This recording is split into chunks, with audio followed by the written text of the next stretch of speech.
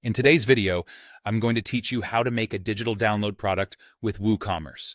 If you're looking to sell ebooks, music, or any kind of downloadable content, WooCommerce makes it easy to set up and start selling. Let's get started by diving into the steps. First, we need to create a new product.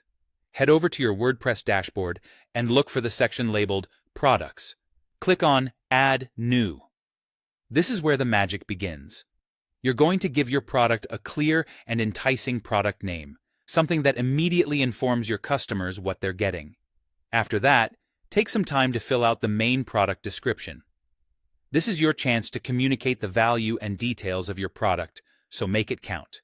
Remember also to set a featured image, which helps attract attention, and complete the product short description for a quick, compelling snapshot of your product. Now, let's move on to configure the product data. Scroll down a bit and you'll find the product data box, usually just below the main description editor. Make sure that Simple Product is selected in the drop-down. It's the default option, but worth double-checking, especially if you have more complex needs like variable products. You're also going to need to check two important boxes here, virtual and downloadable. By marking it as virtual, you essentially remove the shipping tab and bypass shipping calculations during checkout, which is perfect since your product is digital. The downloadable checkbox is equally crucial as it opens up secure file management options you'll need to manage downloads. With those boxes checked, you'll notice a new section appears under the General tab to add your downloadable file. This is where your digital product comes to life. Click the Add File button. Assign your file a name. Something straightforward like ebook download full guide.pdf works nicely, as it clearly communicates the content to your customer. Now, onto the file URL.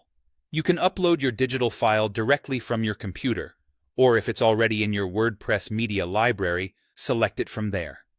Alternatively, if your file is hosted securely elsewhere, just paste the full URL right here.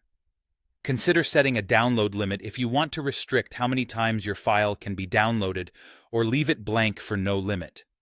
Similarly, if you prefer, you can set a download expiry to restrict how long the download link remains active. Finally, it's pricing time.